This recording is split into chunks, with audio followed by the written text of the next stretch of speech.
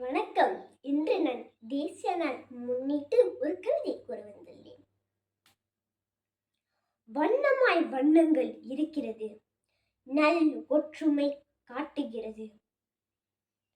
சிவப்பு, மஞ்சள், வெள்ளை, நீலம் கொடியில் இருக்கிறது அழகு நிறம்.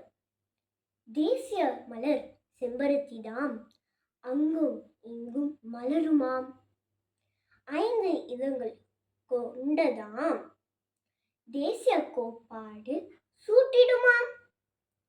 தேசிய விலங்கு புலியாகும், கம்பீர கொண்டு விலங்காகும்.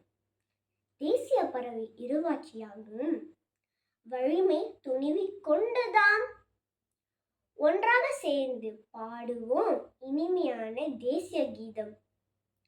ஒன்றாக சேர்ந்து ஒன்றாக வாழ்ந்து கைகோத்து சிறப்பாக வாழ்வோம். நன்றி.